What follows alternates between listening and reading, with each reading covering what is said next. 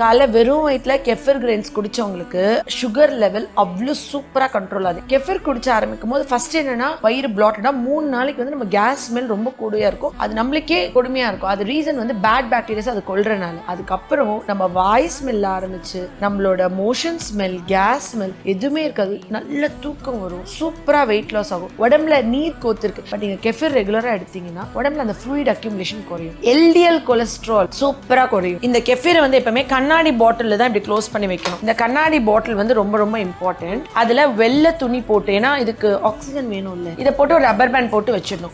8 மணி நேரம் வெளியே வச்சிடணும். இது வந்து எப்படின்னா பாலை நல்லா காய்ச்சிடணும். ஆறுன பால்ல இந்த கெஃபர் கிரெயின்ஸ் ஆட் பண்ணணும். இப்ப நான் இப்படி எடுக்கிறேன்னு வச்சுக்கோங்க. இப்ப ஆறுன பால் இருக்குன்னா நான் வந்து இந்த மாதிரி கெஃபர் கிரெயின்ஸ் எடுத்து அதுல போட்டுடணும். பால்கோவா மாதிரி இருக்குல்ல, மோந்து பாருங்க ஸ்மெல் அப்படியே தயிரோட நான் மட்டும் நல்லா இருக்கணும் அப்படின்னு நினைச்சு நம்ம வச்சுட்டே இருந்தா கூட இது அதுக்கப்புறம் என்ன பண்ணுவோம், கீழே ஊற்றணும். அதே நம்ம பக்கத்து வீடு ஃப்ரெண்ட்ஸ் எல்லாருக்கும் இதை பத்தி சொல்லி இந்த வீடியோ ஷேர் பண்ணி நான் வந்து இந்த மாதிரி ஒவ்வொரு ஸ்பூன் ஃப்ரெண்ட்ஸ்க்கு எல்லாம் கொடுத்து எல்லாம் குடிங்க, காலை வெறும் வயிற்றுல குடிங்க. ஏன்னா சர்க்கரை நோயாளிகள் இருக்காங்கல்ல, காலை வெறும் வயிற்றுல கெஃபர் கிரெயின்ஸ் குடிச்சவங்களுக்கு சுகர் லெவல் அவ்வளோ சூப்பரா கண்ட்ரோல் ஆகுது. கட் ஹெல்த் நல்லா இம்ப்ரூவ் ஆனால டயபெட்டிஸ் சூப்பரா கண்ட்ரோல் ஆகுது. நார்மலா ஒரு பால் குடிக்கிறவங்களுக்கு சுகர் செக் பண்ணி பார்க்கறது, ஃபாஸ்டிங் சுகர், கெஃபர் குடிக்கிறவங்களுக்கு ஃபாஸ்டிங் சுகர் செக் பண்ணி பார்த்தீங்கன்னா உங்களுக்கு அப்படி மேஜிக்கலா டிஃபரன்ஸ் தெரியும். சர்க்கரை நோய் வீட்டுக்கு வீடு எல்லாருக்குமே இருக்கு. நான் அதனால என்ன பண்ணுவேன், எல்லா ஃப்ரெண்ட்ஸ்க்கும் டிஸ்ட்ரிபியூட் பண்ணி வச்சிருவேன். எல்லா வீட்லயும் இருக்குமா, என்னைக்காவது சூடு பால் அவசரப்பட்டு நம்ம மெய்டு ஊத்தி நம்ம பால் நம்ம கெஃபர் சத்து போச்சுன்னா கூட கொஞ்சம் உரத்தயிர் குடின்னு கேட்கிற மாதிரி தான் இது வளரும். இது வந்து இப்படிதான் இருக்கும். இப்ப பாலை வந்து ஊத்தியாச்சு 8 ஹவர்ஸ்க்கு முன்னாடி. ஓகே,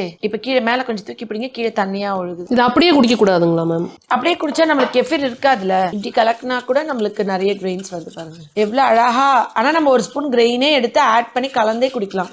இது வந்து அவ்வளோ நல்லது. ஆனா பாக்க நம்மளுக்கு வந்து தெரியல, அந்த வாசம் கூட தயிர் மாதிரி தான், அப்படியே தயிர் வாசனை இருக்குல்ல. கெஃபர் வந்து பயங்கர ஃபேமஸ், ட்ரெண்டிங். வெளியில ஃபாரின் கண்ட்ரீஸ்லாம் இவ்ளோ கிரெயின்ஸ் இருக்கு, நம்மளுக்கு இன்னைக்கு இவ்ளோ கிடைச்சிருக்கு. நம்ம இதுல இருந்து வேணும், நம்ம யாருக்கா கொடுக்க போறோம்னா இது எடுத்து ஒரு ஸ்பூன் வைக்கலாம் இல்லையா, ஒரு ஸ்பூன் எடுத்து நம்ம இதுலயே ஆட் பண்ணிட்டு சும்மா மிக்ஸ் பண்ணிட்டு திக் மில்கா குடிச்சுக்கலாம். எவ்வளவு ஹெல்த்தியா இருக்கு பாக்க. இது வந்து தயிர் மாதிரி இருந்தது, இது வந்து மோர் மாதிரி ஆயிடுச்சு.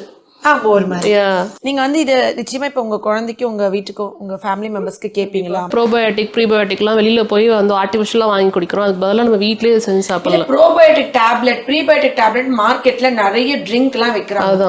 நான் அதை செய்யறதுக்கு நீங்க இட்லி, தோசை, ஊறுகாய் நான் ஏன் கொஞ்சம் நான் ரெக்கமெண்ட் பண்ண மாட்டேன்னா, அது உப்பு கூட இருக்குமா.